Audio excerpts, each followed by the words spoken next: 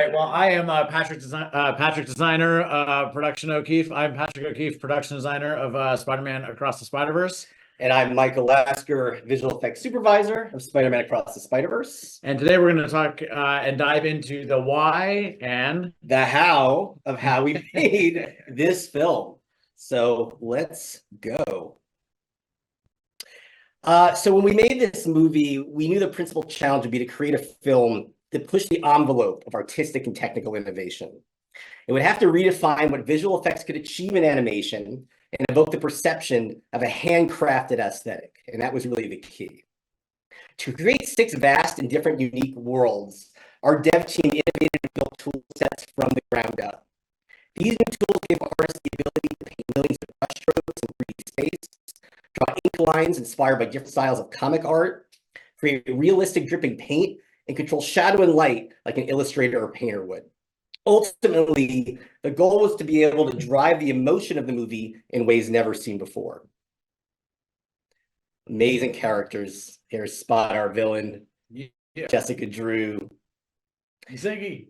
So 600 unique characters were created to inhabit these worlds. And it's really what made it feel authentic. We created a brand new crowd system that was really specific and less generic. And that's really integral to bringing these worlds to life. You can see a lot of that at this barbecue scene. It really makes you feel like you're at an authentic party. And beyond that, we created over 150 spider characters using a brand new spider crowd system that we'll get into a little bit later. And then beyond that, we built over 50 villains, designed, rigged, being able to perform. They were very specific and complex, and each had a unique render style. So using this new spider crowd system, you'll see in a sec, we were able to create not millions, thousands of spider characters. We could do millions. We could if we wanted to, but it gave animation the ability to create different proportions, different logos, different colors. And on top of that whole spider society, we also built this spider cat right here. And a dinosaur. Love that guy. Spider-Verse films are exhilarating because the constant creative challenges, and it's all about collaboration between the art department, the directors, and our team at ImageWorks doing the effects. And Patrick O'Keefe, who is almost as cool as Spider-Punk, is going to take it away. And let's get started. Excuse my cough. But before all of that, before anything, we have to go back to the foundation of all of this. And it starts with our love for comic books and what our experience, all of us, not just the filmmakers, but the audience, what our experience with comic books is. What was it like being a little kid reading comic books, or as an adult reading comic books, which always makes me feel like I'm a little kid still. But that cracking open a new comic book, you can smell the printing process, you can smell the ink, you can see the little dots on screen, right? You got your nose so close to it that you can see the off registration, all the little mistakes and mishaps that happen throughout the printing process, the artist's hand right on the page. And this is what became our guiding principle when it came to making all these Spider-Verses. It's the DNA of the comic book up on screen. These little Band-Aid dots that make up everything on the printed page would become the atoms of the universe that we were creating. The Spider-Verse we were creating. We need to translate all that into a cinematic language. And the other guiding principle is this isn't your predecessor Spider-Man, right? This is a new Spider-Man for a new age that demands a new style of animation, a new style of filmmaking. It's your boy, Miles Morales, Michael Lasker Morales. We're all caffeinated up here. Miles Morales, he was created in 2011 by writer Brian Michael Bendis and artist Sarah Pichelli, and he represents this new Spider-Man, this new age of Spider-Man. And again, it's this idea that we're going to need to bring that newness to screen. He's a biracial kid, right? He's not some nerdy photographer. He's got swag. He lives in Brooklyn, and he's growing up. He's got a loving family. Usually if you want to be a superhero, the first thing you're going to want to do is off at least one of your parents, ideally both, in a dark alley. It's a good origin story. It gives you good motivation. If anyone out there is trying to become a superhero, I recommend it. But no, he's got a family, and that's something that's new about this character as well. He's got a loving family, and they're working through their problems. This is also going to guide us in the decisions we're going to make throughout the film. we see all these different principles, all these new ideas, and these are what becomes these guiding ideas for the rest of the film. It's going to be comic books. It's going to be Miles. It's going to be about family and love and togetherness and accepting and celebrating the differences. These are the ideas that are going to give us the ability to make decisions as we move forward. So returning to the Spider-Verse meant going back to the beginning. We began development by looking at the visuals we created for Miles Morales and Into the Spider-Verse. On that film, we realized we had to go back to basics and rethink how we made movies. A huge part of that was reinventing virtually every aspect of filmmaking and overcoming countless challenges in order to bring a comic book to life. Across the Spider-Verse takes place about 18 months later. So naturally, we had to build an older Miles with an upgraded suit that includes Kevlar and higher detail. We worked to enhance our render style from the first film and honed our techniques in order to feel the artist's hand in every frame. We built new sets that explored Miles' life in Brooklyn, a rich environment that we wanted to feel authentic. What's so exhilarating about working on films like Spider-Verse is that our creative goal is to bring the concept art to life. And that starts to happen in the look development process. Here you can see the exterior of the bodega. This is actually our very first environment that we built on the show. There's the counselor's office. So when we began working on Across the Spider-Verse, we wanted to take what we loved the most visually from the first film and make that the standard to start from. The render script was derived from printing process techniques of early comics, including Ben-Day dots, halftones, hatching, and offsetting. And we also misregistered color and added ink lines to get an authentic comic book feel. It was so much fun getting back to this look after so long. One of the important things we wanted to establish in this film series from the beginning is there's a sense of observed reality. We want to make sure that these spaces, even when they're in nowhere, we want to make sure that they feel real. If we have real places, we're going to have real situations. We have real situations and real characters and real places. And when something really bad goes wrong, it's going to be a really scary situation. We needed stakes and consequences to this film. So we have sort of our guiding principles here. We have our comic books, we have Miles and his family, and this idea of observed reality. So even when it comes to designing something as simple as that bodega, we actually took a trip to Brooklyn and spent a lot of time hanging out in bodegas. I didn't realize this. I'm from Toronto. It's the East Coast city, but our bodega system is very different. I didn't realize you can get like spaghetti and meatballs in a bodega, right? Like these are important things to know as a filmmaker. I grew up eating beef patties, so I knew about that, but just all the little idiosyncrasies that make this place true, because that's who Miles is. He is a product of his environment. He would appreciate and celebrate these things. So we're getting all the details. We're catching all the vibes. Now let's talk about set design for a second. I consider set design to sort of be the first the playground and a character that's going to interact with our performance. And so when starting any set, I sit down with directors, do some thumbnailing, and quickly go into doing 3D. For all you incredible 3D modelers out there, you can pick your jaws up off the floor now as you look at my incredible 3D modeling skills. Don't beat yourself up. No, but what's important here is this is about iteration. And what we're doing is basically, if this were a live action film, I'd be like walking around with tape and a tape measure and laying out a set. Oh, there's going to be a bookshelf here or a cash register here. So the actors, when they reach for something, they have something. Watching the performance, reacting to the performance to create a set that is not just a backdrop, but is a character of this scene.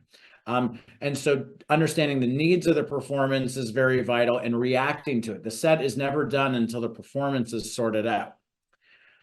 Thinking performance, performance, performance. From there, what we do is we take those 3D renders and we start to paint on top, bringing in all those details we found in that trip from Brooklyn to the bodega, all the little details we're going to stick in that are part of Miles, that are part of the cruise experiences, putting their names in. I got the little maple syrup coming in from Toronto there.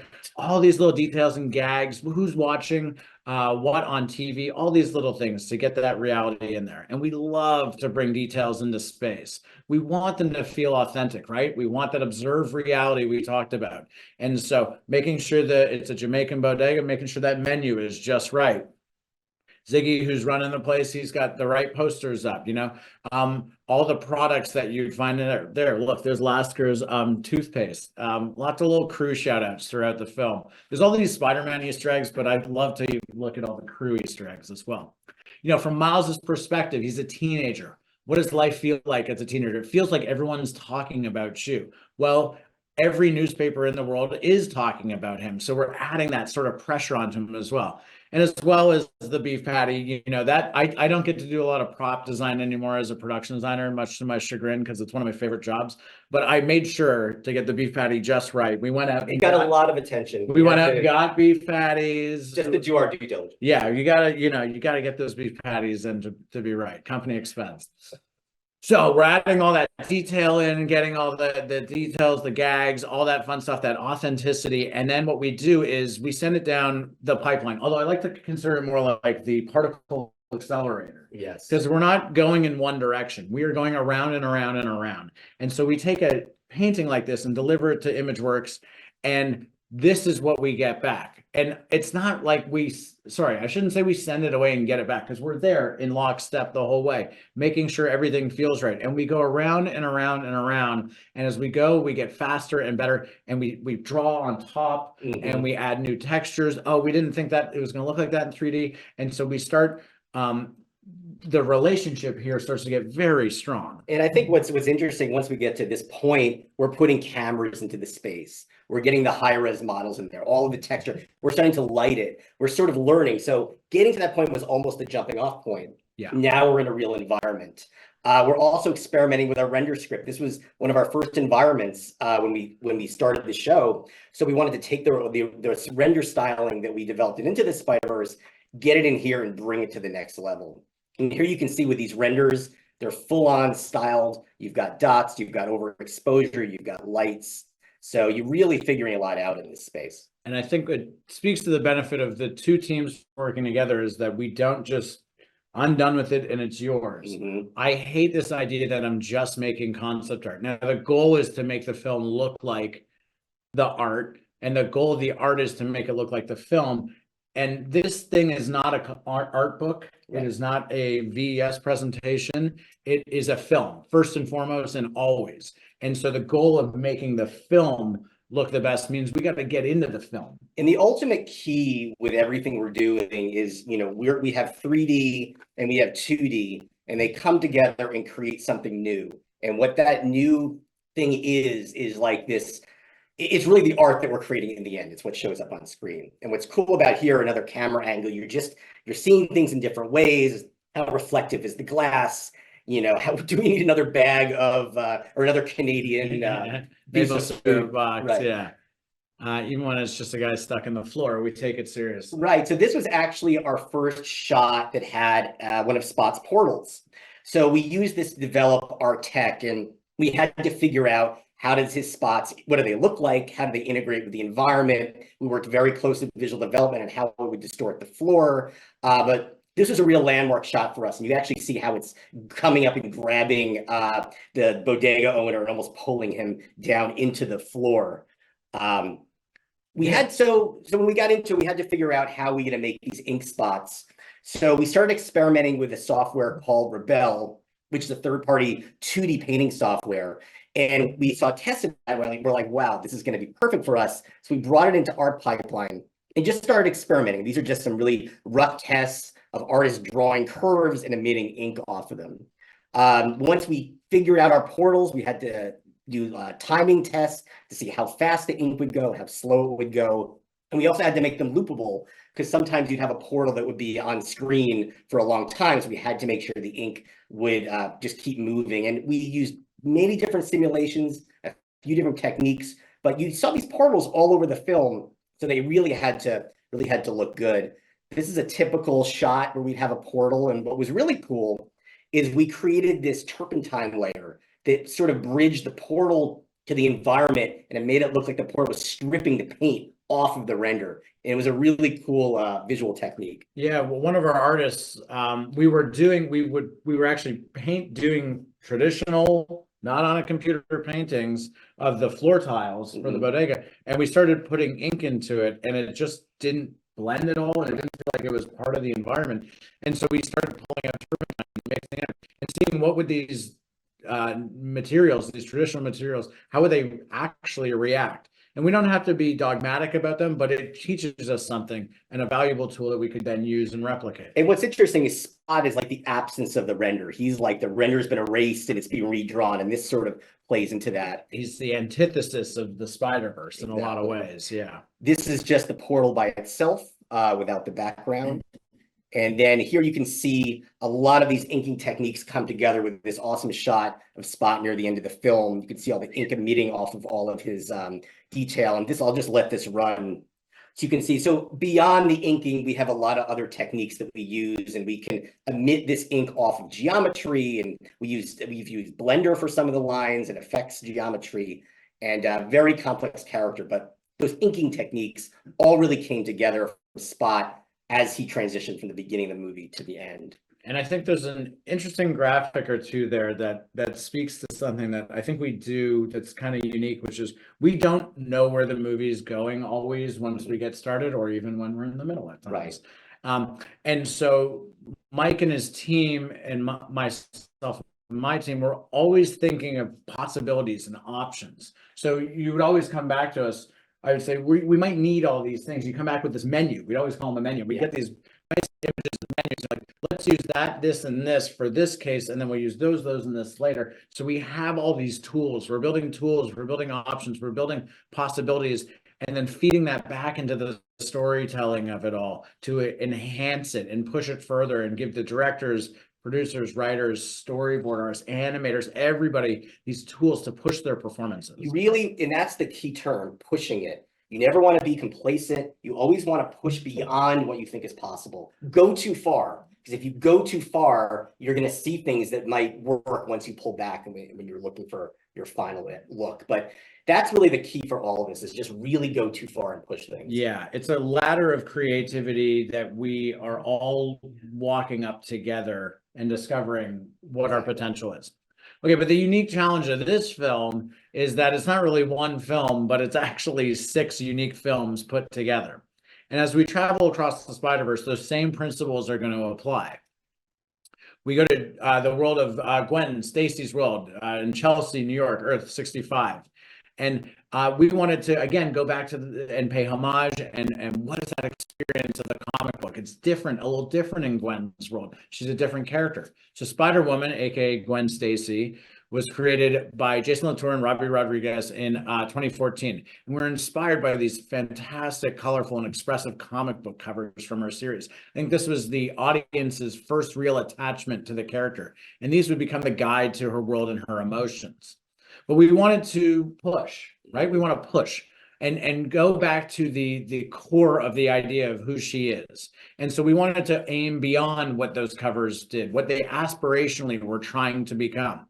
The comic books, unfortunately are done usually under harsh deadlines and have to move quick. And we've got a little bit more time, and we want to go a little further and achieve what it feels like in one's mind's eye to experience these comic books.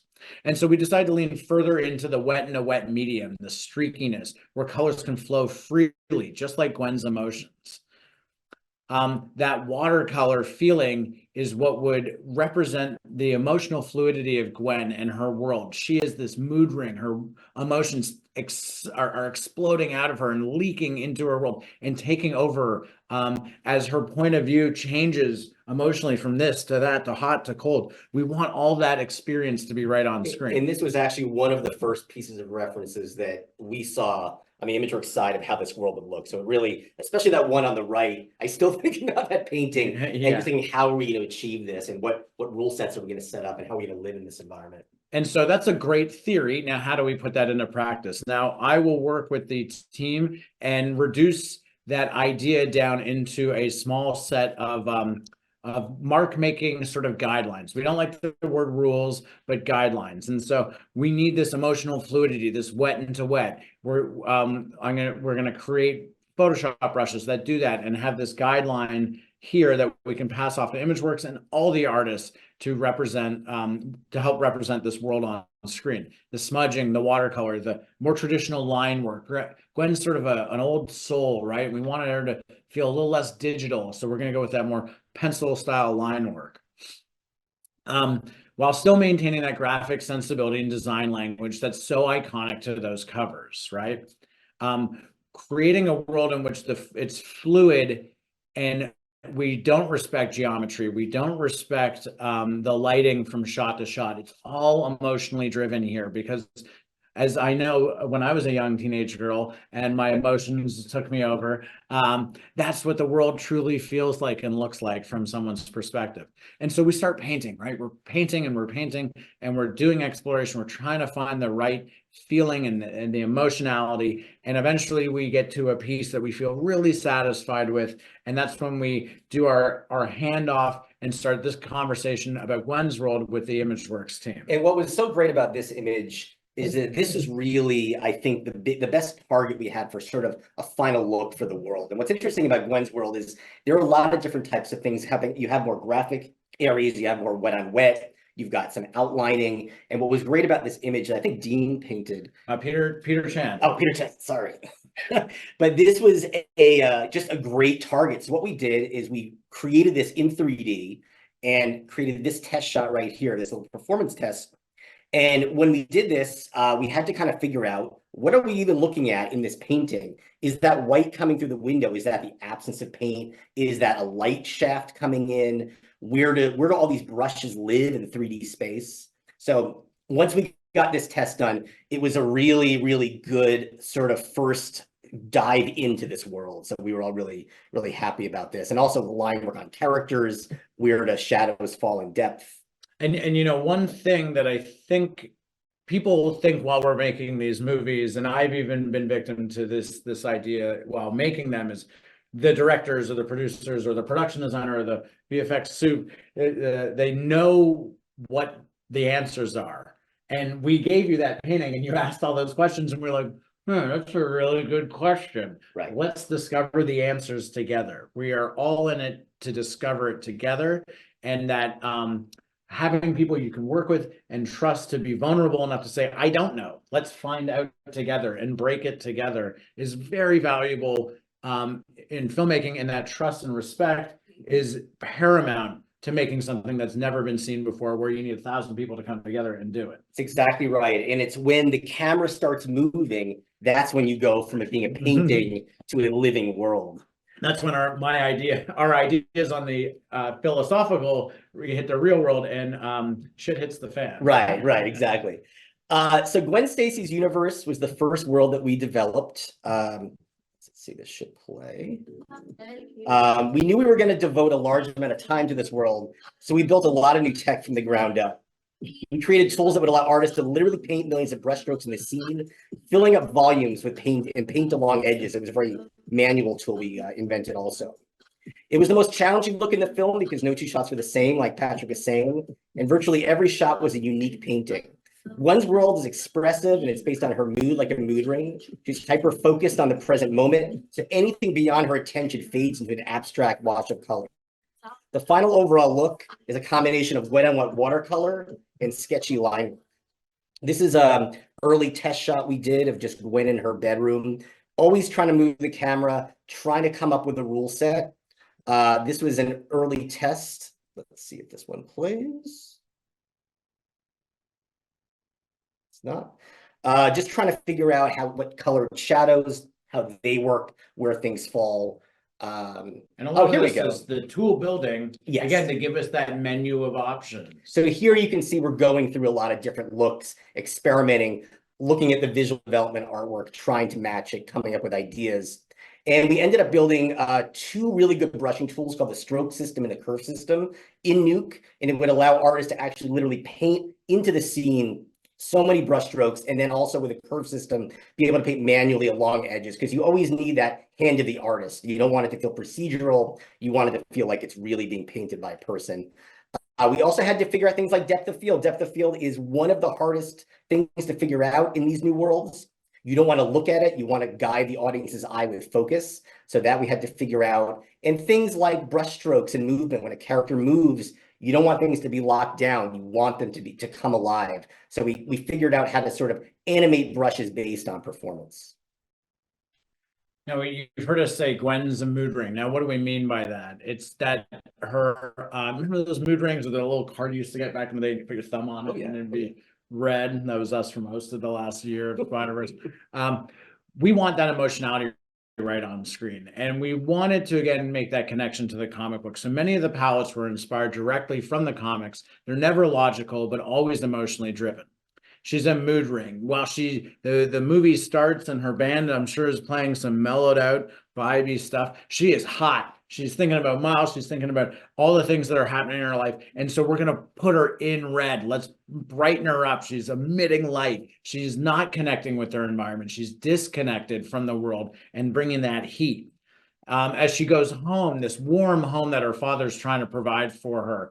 He's trying really hard to make this relationship work without knowing all the complications, of course, behind it. Gwen is cold. She's depressed. She's cold to the bone. Let's have her in a wash of blues and cool purples as she comes into this warm space. And then as she goes into her bedroom, she's an analogous place. That's her space. That's her safe space. And she wants it to be depressing. Again, she's a 16-year-old girl. Or I guess she might be 18 at this point in time. No, 16 at this point in time. Anyways, now dad feels that, but he wants to bring the warmth into the space. He's trying to make this connection with her. And as they hug, that warmth spreads from him to her and flows into the room. It changes her. It changes her environment, as any nice warm hug will. And one thing I'll say is, it's really tricky to have a character that's colored differently than the rest of the environment, and to not look like it's just sort of she's been painted that color. We tried to use light to tell a lot of the story, the color story, and really still try to get her to integrate, even though she was a different color than what the lights in the environment would do. Yeah, unfortunately, just doing the thing literally doesn't work. We are in search of what does that feeling look like? And then feelings are very nuanced and very complex. So a lot of those shots where she's blue in the previous slide in the environment really took a lot of iterations to make it look convincing. Yeah, because the first time it was like, wait, does she have blue skin? Exactly. Did she become a Smurf? Right. It's Sony IP.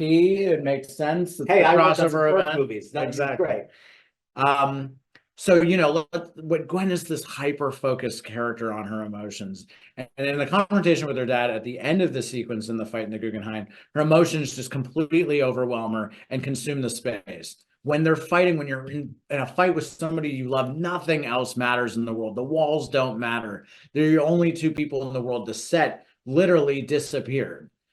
In this sequence, it's no longer relevant to the conversation at hand. When she looks at her father, she sees an unrecognizable figure. The chaos and the emotionality is plastered on the wall behind him, and moving in Z space, because it looks silly when we put it right flat behind him. But she sees this unrecognizable figure. He's no longer her father. It's this cop that's coming to get her. And when he looks at her, all he can see is the mask that he's been chasing for so long. This is not his daughter anymore. It's the vigilante who killed one of his friends. Here you can see an example of sort of a raw render versus the final look. And you can see we're using our Rebel for drips. We're using our brushing. We're hand painting brushes on George here. This section of Gwen's World was actually the first shots we finalized. And we actually called it Gwen Vision at the time, as the world all melted away. And here are just some other examples of, we always try to use multiple techniques for things, not relying on one. So here we're using more of a shader technique to break up drips. And here are just a few really cool tests and some final shots of the dripping background. Again, it's going abstract with the background. Everything's melted away, trying to become experimental with brushes and dripping. And you'll see in some of the shots coming up, using it to enhance emotion. I mean, this background was totally wild, completely detached. And then here we have brushes emitting out of or from behind Gwen to really enhance her emotion. We gave our artists libraries of drips so they could lay into the comp. Every shot has dripping paint. This is an early test for portals, which I got so excited about. And then, like I talked about earlier, here's our final portal. And we use our ink and our brushing in different ways. But yeah, and we try to use tools across different universes for different ways.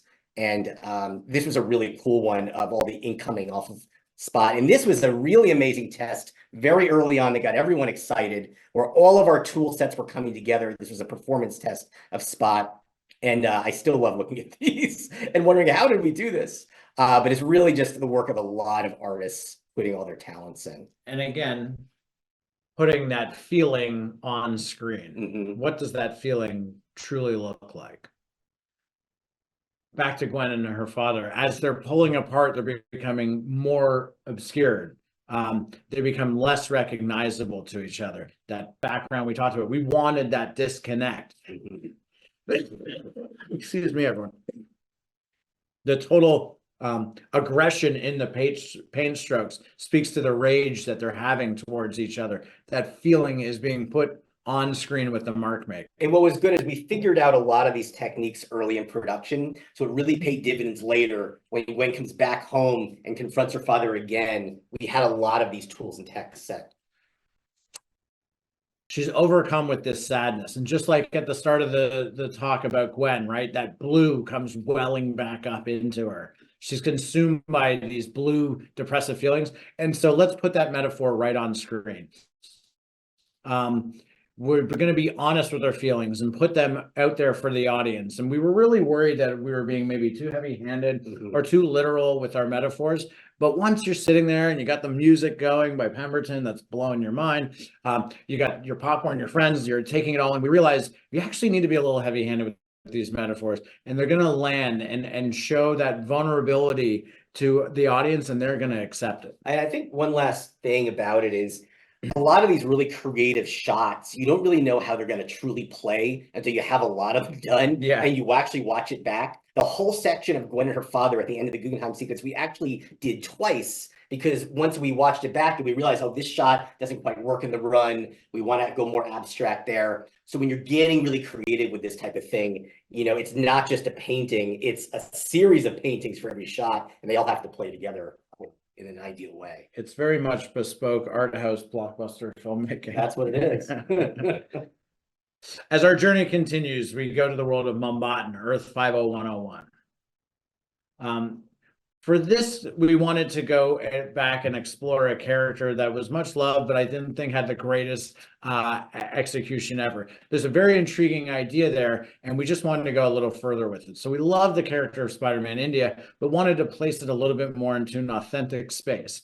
And we went back, right? That experience of what was the comic book like? Well, what was it like growing up in India? And we found this incredible publishing company called Intrajal Comics. They've been publishing comics for forever, since I think the 40s. We found this online library where somebody, thank God, scanned every single one in. I've read thousands of Indian comic books now. And what's really interesting is it's sort of the same but different, right? They're doing the same technique, and yet they're doing it their own way. Their printing standards might be a little more laxed back in the day. And so you're getting a lot of sort of off registration, things that we can leverage for storytelling, but also just their color palettes, what the world looks like and feels with them, that more calligraphic style of ink work. Just that comes from their culture. We want to accept and explore and celebrate everything that made them different. And we bring that into the rendering of the character, that sort of extreme offsetting, the larger dots, because the printing isn't as good. The fact that they always seem to be on different paper stock, which I found to be wildly fantastic. And so even Pav, our Spider-Man India, has different paper stocks for different part of his suit, and we would take that throughout the world. Our incredible designer Jesus did these really expressive designs of the character and really started to bring him to life. And we worked with people in the Indian community and comic book artists, and just people within the community as well as I mean, the hundreds of people on the team that are Indian, to make sure that this character felt authentic. It wasn't a parody of anything, but something that would be a true representation and a celebration of this character. We didn't turn the volume down on this one. This is actually our final model of Pavitra right here, and you can see his hair and his costume.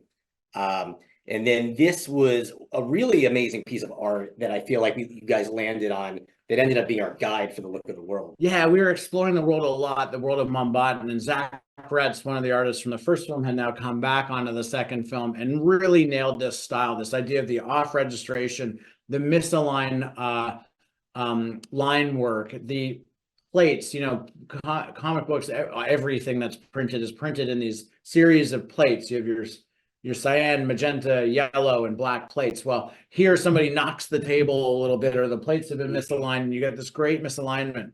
Michael spoke about depth of field. Oh, yeah. Depth of field. Depth of field is this thing that doesn't exist in comic books because you don't really need it. But to tell a story cinematically, we do. And so looking to the comic books and seeing that extreme off registration as a way of defocusing the background. And just like we did in Gwen's world and Miles' world, we have to reinvent filmmaking techniques every single time in every world. And we poured over these paintings, breaking them down. What are we looking at here? How are we going to do this? Look how the buildings simplify the background, the overexposed sky. Look at the color in the delimiter between the shadow and the light, and how the line work gets really thick close to camera and thin as it goes back. So lots of things for us to analyze and figure out. And so we're executing well on our first principle, which is paying homage and the experience the audience has with the comic book. But now let's talk about what is Miles's point of view, POV of this space, right? This is a whole new exciting world. He didn't even know you could really travel through the Spider-Verse or what it would be like to go anywhere. Mm-hmm. And now he's in this New York meets Mumbai. Crazy amounts of traffic, skyscrapers on top of skyscrapers. It's a dizzying array. The experience from Miles is overwhelming, and the details are almost too much to take in. And so we wanted to put that even into the design, the overlapping colors, the head on a swivel feeling. What does that look like? And that's what we're trying to represent here by taking all those principles and layering and making it feel that feeling of overwhelming. Well, that's what the audience needs to have, and that's what we're going to create on screen. And here you can see a very early test shot that we did of this marketplace in Mumbai. Before we had animation, before we had final models, it was really just taking that painting and trying to recreate it. That's always the first thing we do. And then we move the camera because, like you were describing, there's paper texture, there are big dots, there's loose line work. What happens to the paper texture when the camera moves?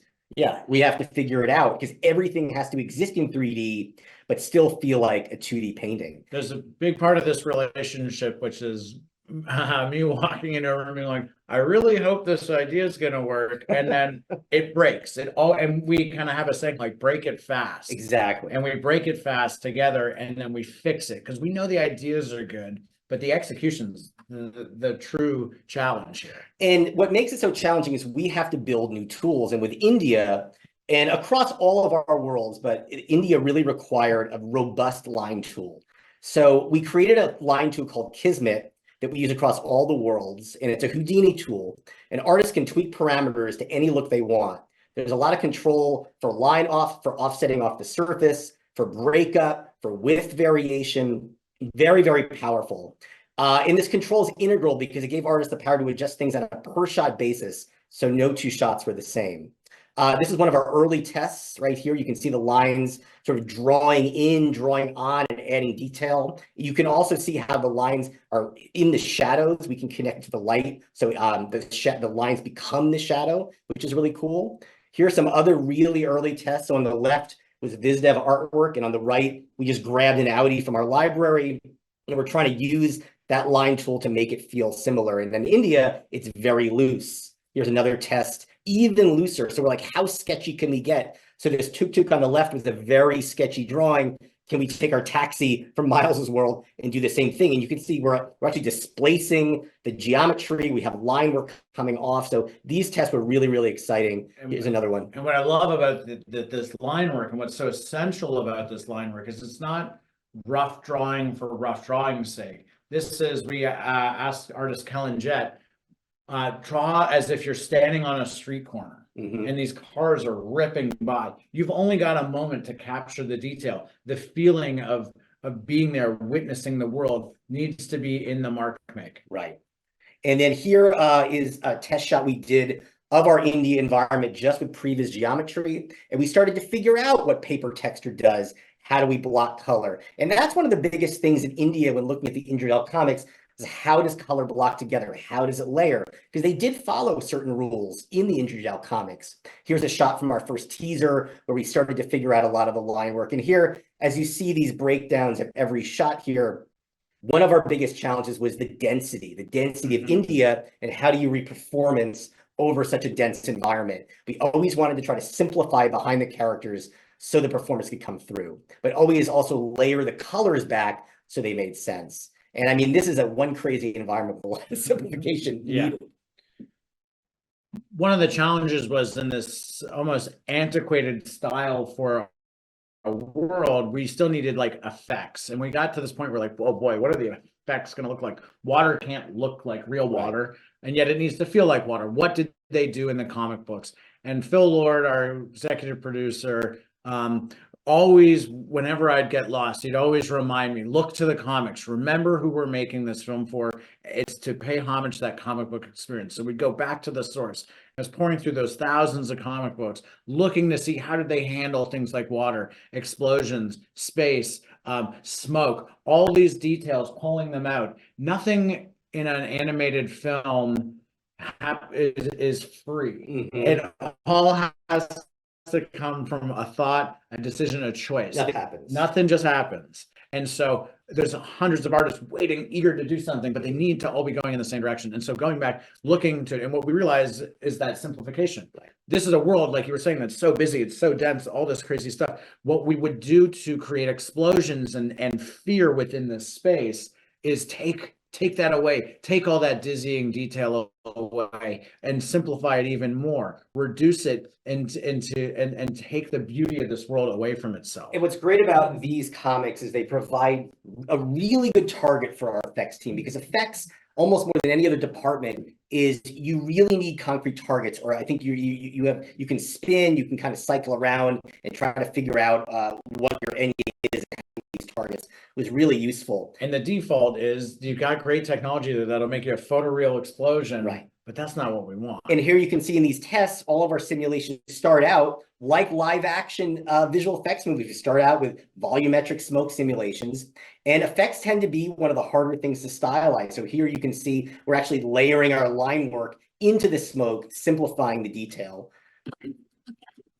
And here you can see the loose line work over the background and how much of a part it played in this Mumbai environment. I wonder if effects is sort of hamstrung from decades of trying to create the photoreal. Yeah. And that's why it's so not behind, but there hasn't been that stylized representation that these films need. Well, yeah, and it's tricky because everything's moving in a simulation, and we're not creating a very 2D looking simulation either. It's something in between. You still want that volumetric feel, but stylized. It has to feel scary. And what does line work do in smoke? Does it pop around? How long does it last? You know, before the lines change. So there's a lot of tricky things to figure out when it comes to Sims. These are the we would of course spend most of the day together, but we would just go for coffee weekly and have to have these conversations. So we can't do a regular explosion. Right. What are we going to do? And what does an explosion feel like? What do we need to hang on from a real explosion? And what do we need to bring from the comic book so it feels like the true experience? And it has to integrate into the final look of the rest of the frame. So that explosion needs to sit with everything else. We ask a lot of questions of each other. Yeah. Okay, one of our absolute favorites. It's your boy, Spider-Punk. Usually there's a huge round of applause. I'm assuming everyone's going nuts at home. And Spider-Punk lives in this London style of architecture at a New York scale, right? It's our new old, I can't remember, new old London or old York, new old York, old York. We, while we're making the film, we have like 1,000 names for things, and then we have to figure it out for the world. But we want to go back to the core of what is punk, right? Not just the comic books, because I think the comic books are a representation of the punk scene. And so we went back and looked at these zines and album covers and posts, flyers on the wall that have been wheat pasted up for the Sex Pistols, My Chemical Romance, Misfits, Black Flag, and take that same experience. This is a art form that is about rejection. It's about, I think, a minimalist approach, an aggressive approach, an expressive approach. And so the first round of artwork that was created was making art the same way they would have made the art. I had actually taken some time off between the two films and went to London. So I had a ton of photos and started cutting up photos from my London trip and Xeroxing them back together and taping cutouts from magazines on top and coloring them with the limited palette that you got from that era. It's it's walking a mile in the artist's shoes. You know, it's how did they create these things, getting taping things back together, leaving razor blades in the photocopier. And these weren't necessarily even about story moments. We're still discovering the story at this time, but trying to get that feeling. And I need to learn. It's almost like learning a new language. I remember one of the producers being like, how come the artwork doesn't look like the reference very early on? I was saying the complicated thing here is not only are you trying to learn a new language, but then you're trying to learn how to tell a joke in it, basically, or tell a story in it. And that is very complicated. So we almost had to do like our Duolingo style learning and just practice making art like those artists did. And eventually it all started to come together. I took shots from the old film, photos from my trip, album covers, and then this sort of fucked off, I'm looking at the PR people, the fucked off drawing style that says it's punk and I don't care and it's on screen and deal with it. What was that? I missed that. Yeah. That attitude needed to be present on screen, much as it was in our character. He has that energy, that paint splatter, just that attitude that he is cooler when he takes his mask off. He's as cool as he can be because he just doesn't care what you think about him. And punk's all about breaking the rules, right? Yeah. And this character in this world, I feel like maybe our most pushed world is arguable. And here you can see these turntables of Hobie and the line work and how it redraws. His line work is very pushed. It's very graphic. And the trick with line work is you don't want it to feel locked down. As characters move, as they perform, it's really integral for it to feel natural. One other cool thing we did in this world with Hobie specifically is he had a lot of different looks. Yeah. And this contact sheet was given to us by the art department that was painted over an early test that we did of Miles as Hobie before we had the Hobie design. Yeah, Kevin Emmerich, one of the early artists and did fabulous work throughout the film, but took and broke down all these different album covers and applied them as different render scripts to the character, again, as this menu that we were going to order up from Imageworks. And what was really interesting about this character that I think is really the first time we'd ever done it was that his look was driven by animation. So we would create these looks and look dev based off of the art department. And then we gave animation the ability to select the look of Hobie to play into his performance. So in this breakdown, you can see he has paper cut edges that are from the Kismet line tool. He's got the line tools themselves. He looks very cut out. And then you have all these different look options. So it'll scroll through a bunch of them here. And animation could change them.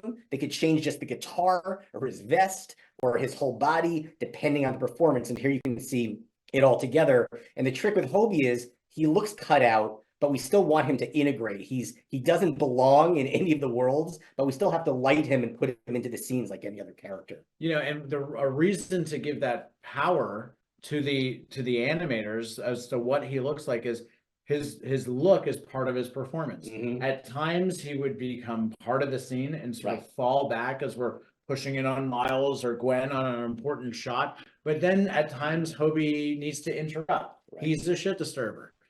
He wants to be the problem. And so his palette will change to be complementary or the opposite of the lighting in the scene. And he won't fit in purposely because he doesn't want to. Exactly.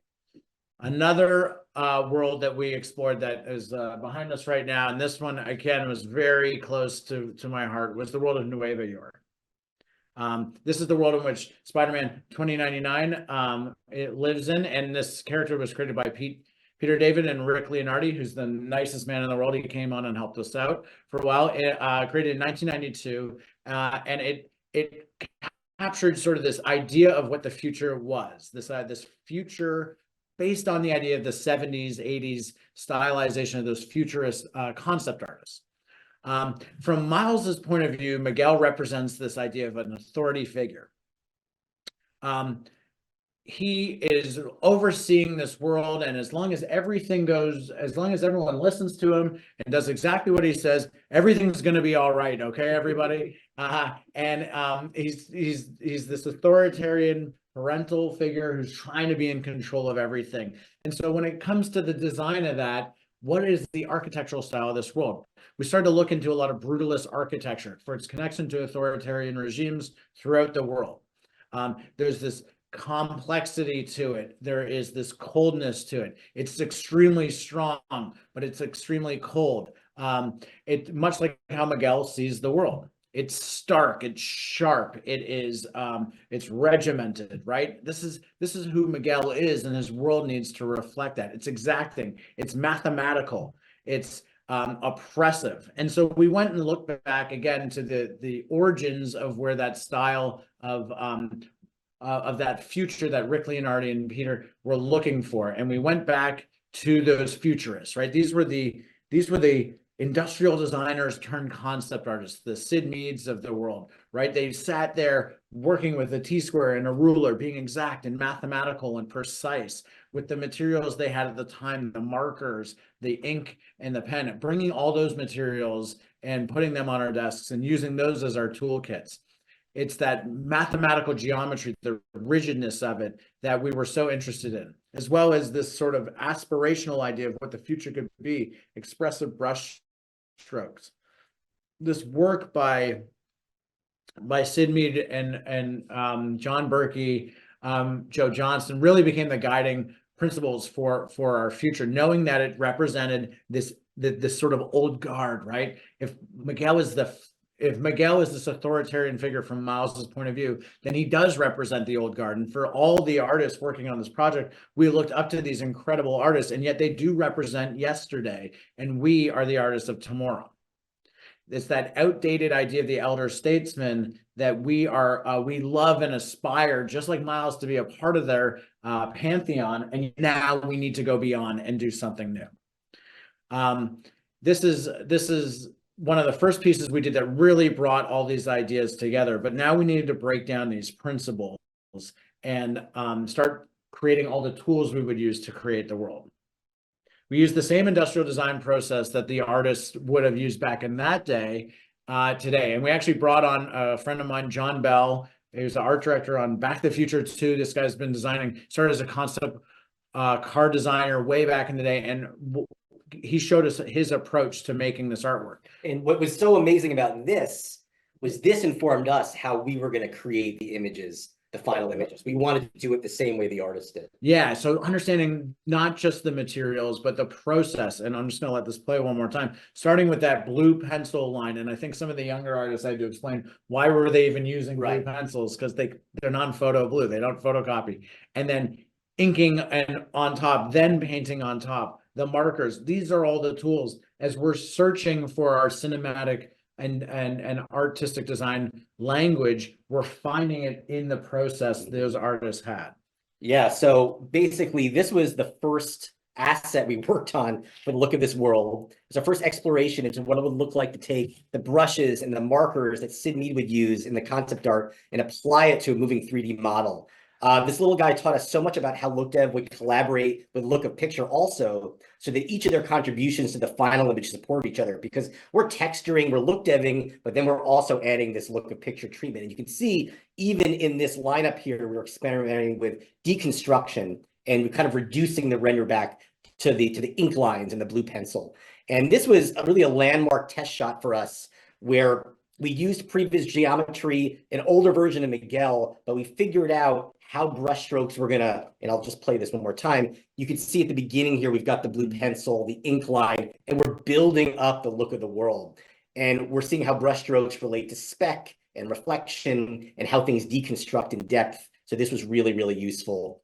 And then here's just a really cool, some slides of some look dev that we did in the underbelly of 2099, and we barely spent any time down there. But we built it. But we built it, so I'm showing it off. Yeah. And these were some really, really cool look dev renders. And what was interesting is, how does this world look in the dark?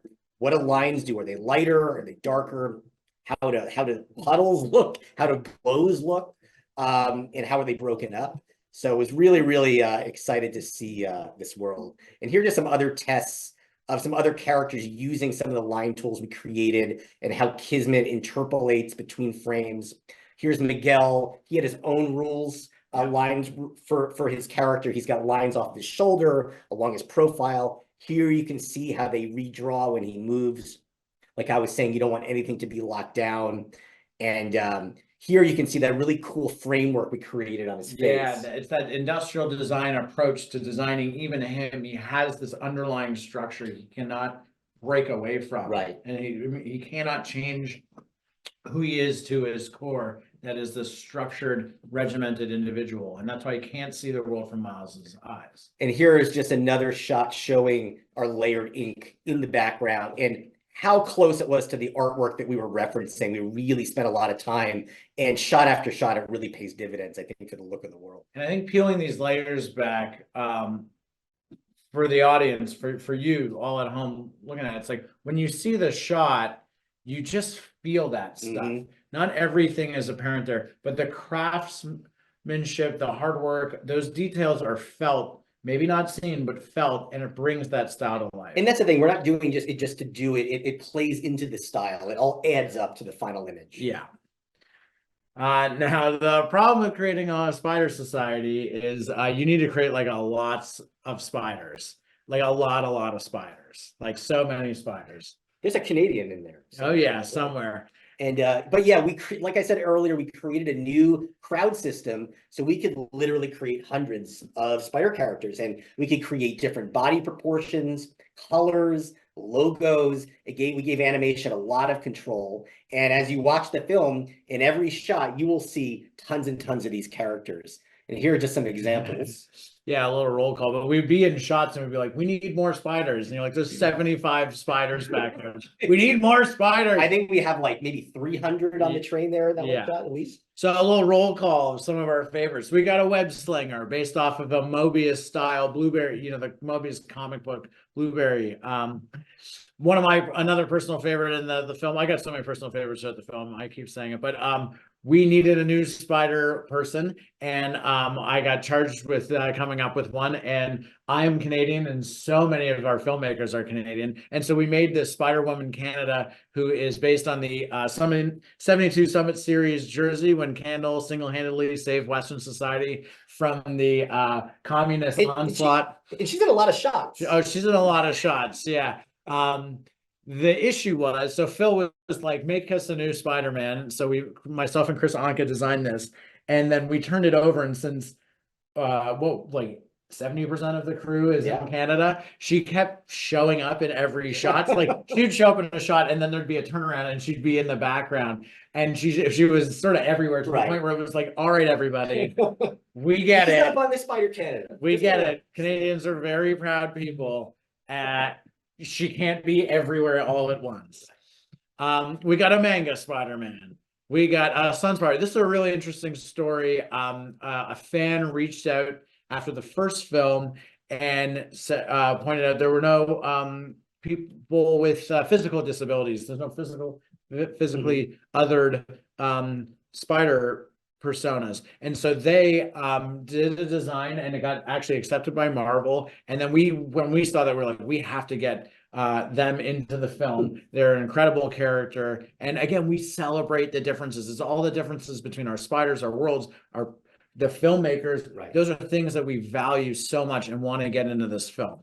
Ben Reilly, this was an interesting one. This was actually our very first test for Ben Reilly. You see, he doesn't even have the logo on his chest yet. But Craig Pfeiffer, one of our really talented look dev artists, did this. And it's using a lot of the tech that we did on Miguel for a lot of the etching work for ink and how it would trace forms.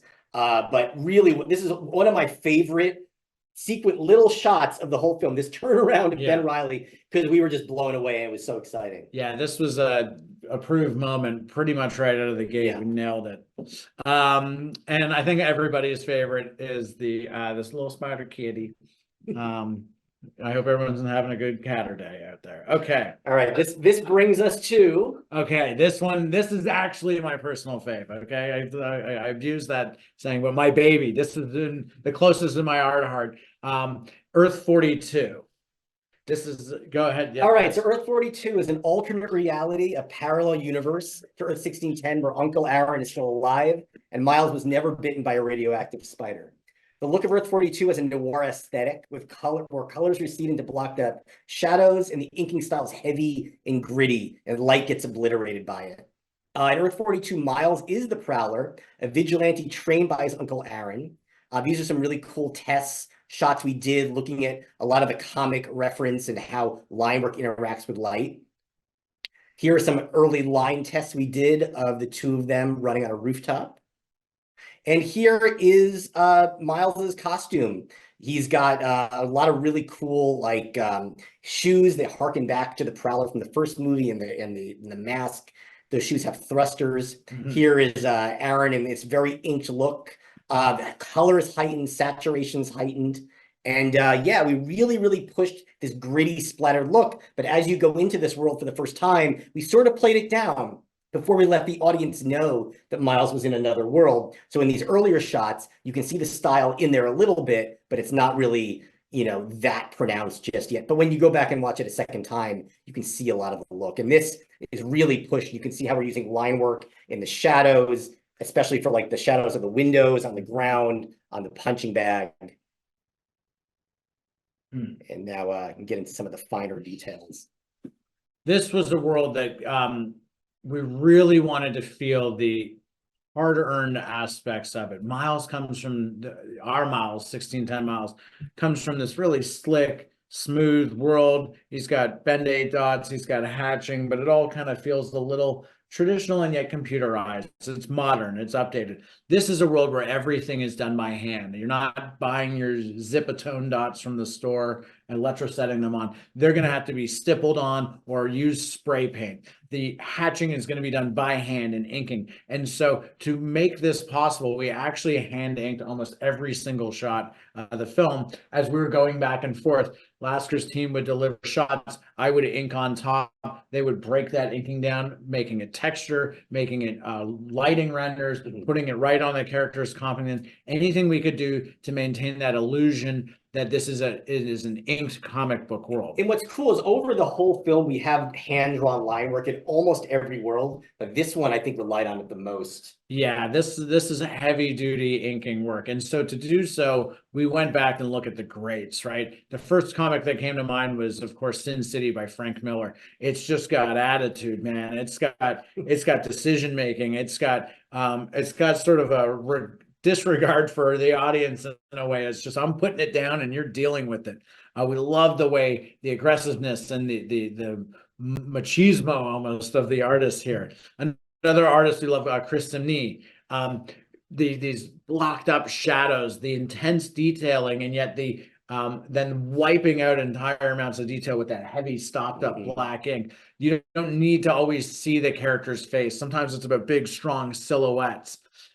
Jean-Paul Leon for his incredible staging and use of positive negative space, and the complexity that would later become a problem of like, well, a character can be completely black in silhouette and then walk over black and turn white. These are all really difficult things to do. How does that act in motion, right? How does the line work reveal the light? And then, of course, Sean Gordon Murphy, incredible comic book artist. He's got this gritty, direct, confident application. That was a huge influence to the world. And so just like rewinding back to the start of the talk, talking about Gwen's world, I broke these things down into their different mark making guidelines, the way and the brushes we would use. I was taking spray paint. I went out and got new ink nibs and everything. I was made a huge mess of my room at home. Getting my fingerprints literally on here. What is the hatching? What is the mark making we're going to use? What was great about this is we could actually feed this into our tools. So we could actually paint with brushes that you're seeing here. This type of breakdown was invaluable for us. And so let's step back for a second. When it comes to designing the sets, just before I break out my incredible 3D modeling skills, we're talking about what does the set need? What does it feel like from Miles's perspective. Where are we going to go? What are we going to do? Getting all of that into this really rough space, just like before, to discover the performance, to give animators, the storyboard artists, directors options, so they're not just standing in an empty space. But in this world, the approach is going to be a little different, because I'm going to have to put myself in the seat of the inker. And so instead of going directly to paintings like I would normally do with these 3D assets, is I would ink the world. And I think this is what got me in trouble later, because then I needed to ink everything that came up. Right. But finding and doing the work of the inker taught me a lot of tools. If I just did a little thing, I made it perfect. Inking every shot, I needed to develop that shorthand. And that shorthand is what makes that world feel authentic. It's being done 1,000 times. So starting to not hatch in every bit of black, but I got out a much bigger brush and sort of wet into wet inked it. Spray paint, using toothbrushes to do explosive paint splatters. The light isn't going to be optical in the sense that it's going to be so volumetric, but it's going to be represented by the absence of ink or white gesso on top. Right. The language of this world. Look at that light in the window. The glow is the ink splatter is revealing the glow. And we have to figure out where does that live? How does that act when the camera moves? Yes, because it needs to move in 3D. We're not making a comic book here. We're making a comic book movie. After that, then moving into the painting and starting to think already, what is this world about? We haven't even, this is years before we're going to light this sequence, but starting to think, what would my local colors be like? Well, this is a world in which Spider-Man is facing off, or the scene is a Spider-Man in which the scene is about a Spider-Man facing off against Prowler. Let's get those Prowler colors right into the environment. It's a battle between that purple and green and the red and blue of a Spider-Man. Same thing, and I did this with tons of shots throughout the set,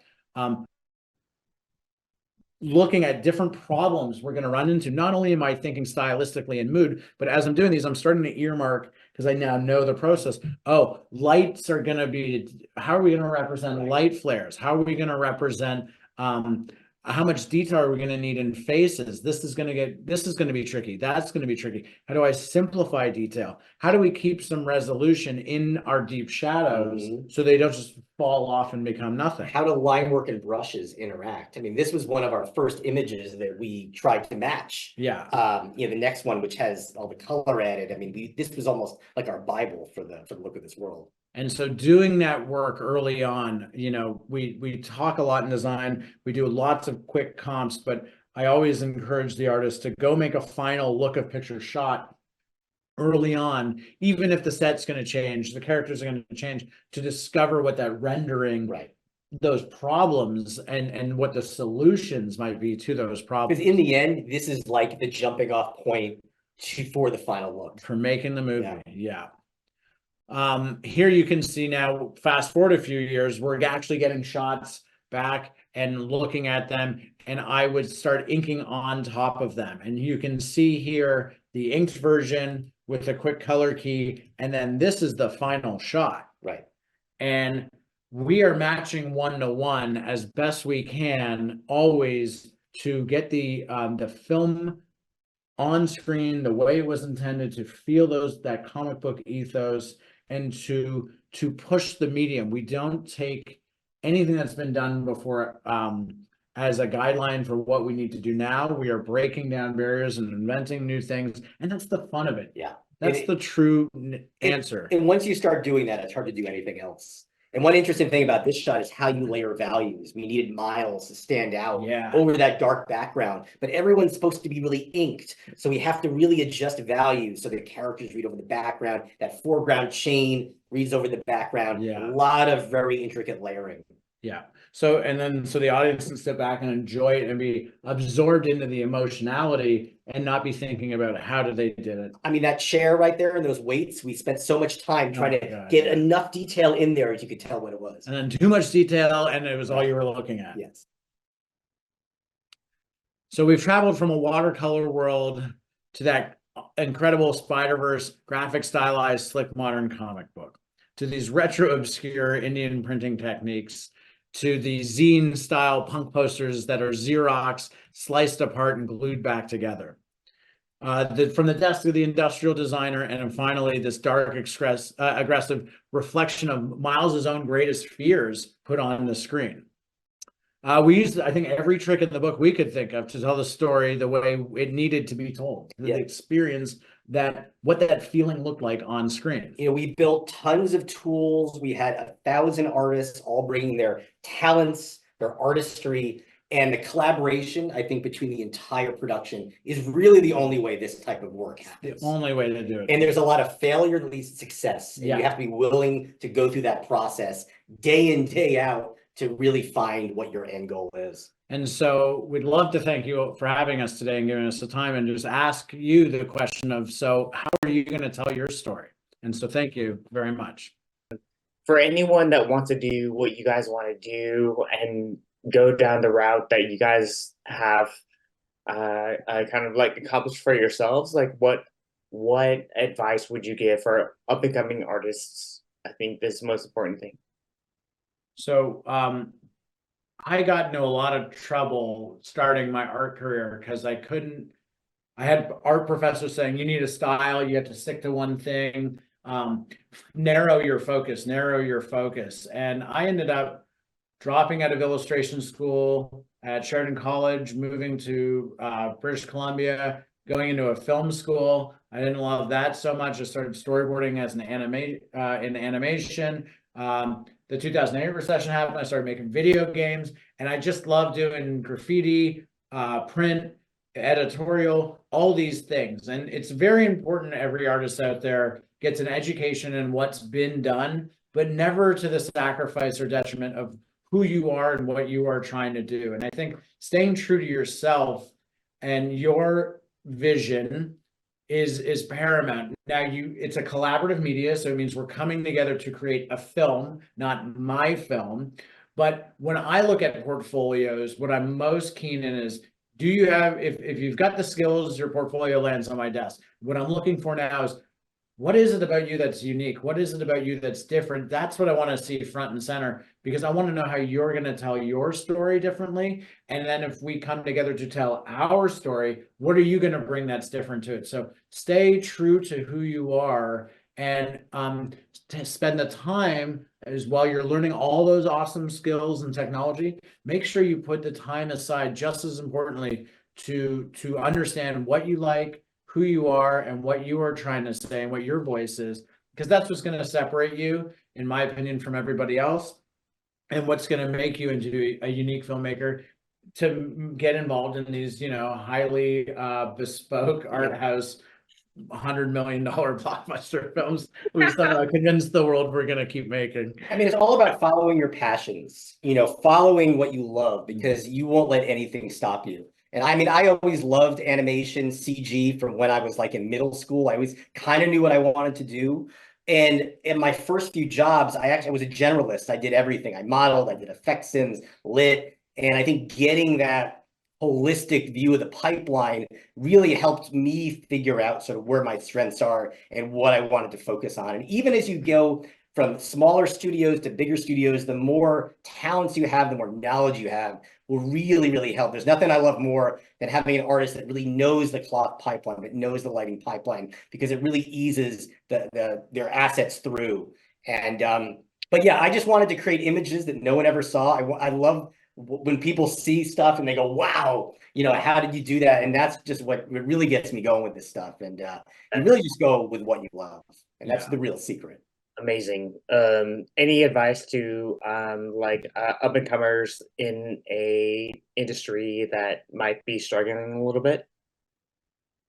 I mean, I think there's a lot. I mean, when I was coming up, it was so hard to do any work at home. It was so hard to get my hands on the software. The computers were so expensive. I feel like now more than ever, you can do more at home at a lower budget. And I think it's just just experiment, create. You don't need like super detailed work on your demo reel, your animation. If it shows weight, if you even create just like a nicely lit scene, we could see your artistry and your passion. So it's really like, just back to what I said, follow what you love. And I think that will get you there eventually. And don't give up.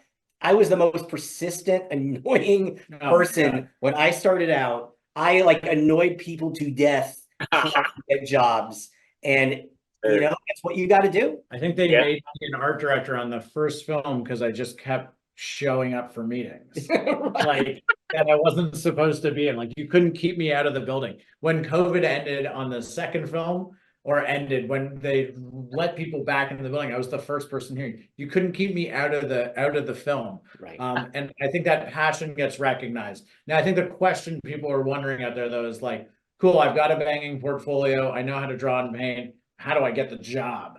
And the thing it took me a while to realize is the world doesn't know you exist until you're out there. And so social media is a fantastic way of getting out there, connecting with filmmakers, of course, reaching out to Sony, recruiting, even if there's nothing going on. I got into Sony because 15 years ago, a friend of mine, I was living in Montreal. A friend of mine was here. He introduced me to somebody and he said, oh, I know a guy in animation. You guys might get along. I came onto the lot and it was Dave Bleish. I met Dave Bleish, who was a matte painter and art at ImageWorks, but then became an art director. Yeah. And I met with him and we were sitting in his office and Justin K. Thompson, director of Spider-Verse Spider-Verse and production designer on the first one, was in the room as well. And he turned around and took a look at my portfolio and said, nice stuff. Yeah. And 5 years went by and then we finally connected. And it's little connections like that. Personal relationships. It's kind of an unspoken thing. You can be the most talented artist in the world, but you want to make relationships with people. Yeah. And one thing leads to another. And that was it. He became my mentor years later. And I was just like, you are teaching me how to make animated films no matter what happens. That's the agreement. And he did. And I've hired people right out of school, people I've met through the graffiti scene, and there's a family aspect to this filmmaking thing, and you want to become a part of that. And so you got to kind of show up for the family barbecues and say what's up, get to know everybody. Like Bobby, you and I met a few times randomly, and now you know things like this start to happen. Yes, sir. Get involved in your community as much as you're putting effort into yourself. Understand yourself and your portfolio. And you know what? This is for everyone who had a question. This is a good opportunity to find us on social media within the community. Shoot us a message. Find us while we're at these talks. We love chat. Again, it's a community you give to and you get back from. And so reach out. Let's get to know each other. Yeah, we're very easy to find. Yeah.